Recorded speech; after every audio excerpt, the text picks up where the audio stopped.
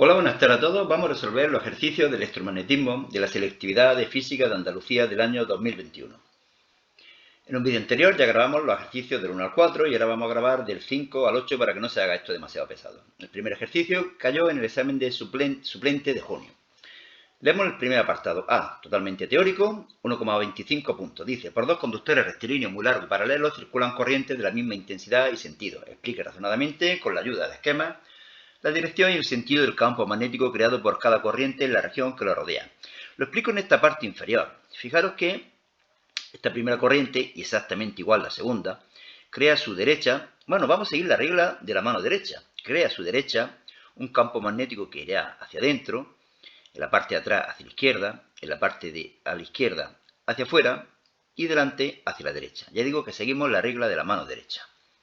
Y apartado o subapartado I, la dirección y el sentido de la fuerza que actúa sobre cada conductor. Fijaros que la primera corriente, en este punto donde se encuentra la segunda, crea un campo magnético hacia adentro. Velocidad de las cargas hacia arriba y aplicando la regla de la mano izquierda, fuerza hacia la izquierda. En este caso sería fuerza hacia la derecha y por lo tanto estamos deduciendo que se produce una fuerza atractiva entre las dos corrientes. Apartado B. Considere dos conductores rectilíneos muy largos, paralelos y separados 0,06 metros, por los que circulan corrientes de 9 y 15 amperios en el mismo sentido. Este sería un esquema. Y dibuje en un esquema el vector campo magnético resultante en el punto medio de la línea que une a ambos conductores y razone su dirección y sentido. Bueno, en este punto, la primera corriente, siguiendo la regla de la mano derecha, crea un campo magnético hacia adentro y la segunda corriente hacia afuera. Pero como la distancia es la misma y la segunda corriente es de mayor intensidad que la primera, B sub 2 tendrá mayor módulo que B sub 1. Y por lo tanto, la suma vectorial de ambos vectores dará un vector total B que tendrá la misma dirección y el mismo sentido que B sub 2, es decir, hacia afuera. Y en la región entre los dos conductores, ¿a qué distancia del conductor por el que circula 9 amperios, es decir, del primero, se anula el campo magnético? Bueno, habrá un punto en el cual B sub 1 y B sub 2 tendrán el mismo módulo. Módulo igual a módulo, módulo igual a módulo. Mu sub 0 y mu sub 0 se van, 2pi y 2pi se van a tomar viento. Intensidades 9 y 15. Distancia al primer conductor R sub 1 y al segundo conductor 0,06 menos R sub 1. Despejamos R sub 1, 2,25 centímetros, lo cual es un resultado lógico, puesto que si estamos diciendo que en el punto intermedio a 3 centímetros B sub 2 es mayor que B sub 1, tendremos que acercarnos más a I sub 1 para que los dos módulos sean iguales. Segundo ejercicio, o ejercicio número 6 del año 2021, dice una espira circular gira en torno a uno de sus diámetros en un campo magnético uniforme y constante. Explique con ayuda de un esquema y de las expresiones que precise si se induce fuerza electromotriz en la espira cuando I, el campo magnético es paralelo al eje de rotación, lo tenemos aquí, campo magnético paralelo al eje de rotación, y por lo tanto el flujo siempre es cero, no hay variación de flujo y por lo tanto no hay fuerza electromotriz inducida. Mientras que en este caso sí. Aquí está cambiando el ángulo que forman el campo magnético y el vector superficie, y por lo tanto cambiará el flujo magnético y por ello habrá fuerza electromotriz inducida. Y apartado B, una bobina de 50 espiras, n igual a 50, de 0,05 metros de radio, aquí lo tenemos, se orienta en un campo magnético de manera que el flujo que la atraviesa sea máximo en todo instante. Por lo tanto, el ángulo será 0 grados. El módulo del campo gravitatorio varía con la expresión esta de aquí, 0,5t más 0,8t cuadrado. Deduzca la expresión del flujo magnético que atraviesa la bobina en función del tiempo.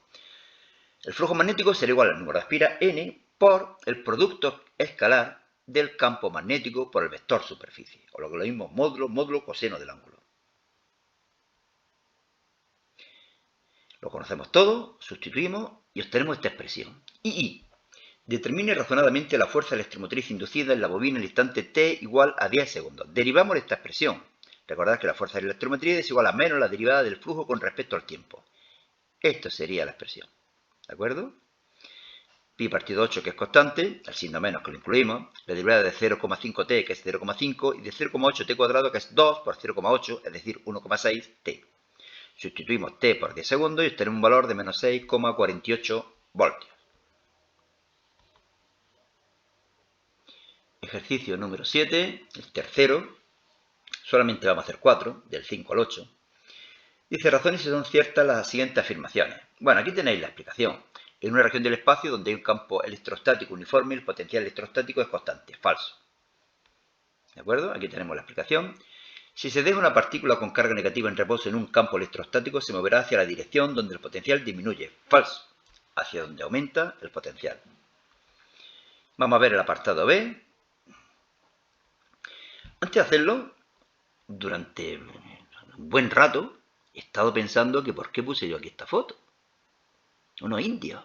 Empezó aquí a buscar si viene arco, si viene flecha, si viene algo que pueda estar relacionado con los indios. Y he tardado pero bastante tiempo en darme cuenta. Si alguien es capaz de darse cuenta porque están aquí estos indios, bueno, pues tiene una imaginación bastante portentosa. Leemos, una partícula con carga 4 por 10 elevado a menos 6 coulombios, es decir, 4 microcoulombios, se encuentra en el punto menos 2, 0. ¡Pum! Aquí. Calcule el trabajo que hay que hacer para traer otra carga igual de 4 microcoulombios desde el infinito hasta el punto 2, 0. Desde el infinito hasta el punto 2, 0. ¿Qué vamos a hacer? Calcular el potencial en el punto 2, 0 que crea la primera carga. KQR, pum, pum, pum, pum, 9000 julios por coulombio. El potencial en el infinito, 0. El trabajo que tendremos que realizar para trasladar la carga desde el infinito hasta el punto 2, 0 será igual al incremento de energía potencial, o lo que es lo mismo, la carga que vamos a trasladar por el incremento de potencial eléctrico. Nos da un valor de 0,036 julios. Si le hubieran pedido calcular el trabajo efectuado por el campo, sería el mismo, nada más que con signo contrario, menos 0,036 julios. Hay que aportar energía para acercar la carga positiva a otra carga positiva, y por ello el trabajo es mayor que 0. Y calcule el campo eléctrico en el punto 0,3, considerando las cargas anteriores en sus puntos considerados. Aquí una y aquí otra. Estos dos campos eléctricos tienen el mismo módulo, por lo tanto vamos a calcular uno.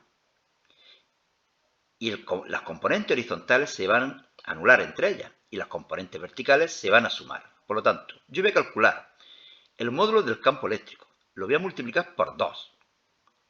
Y luego le voy a multiplicar por el coseno de este ángulo. El coseno de este ángulo es 3 partido de raíz de 13. S1, S2, KQR, siendo Q en valor absoluto, nos da este valor.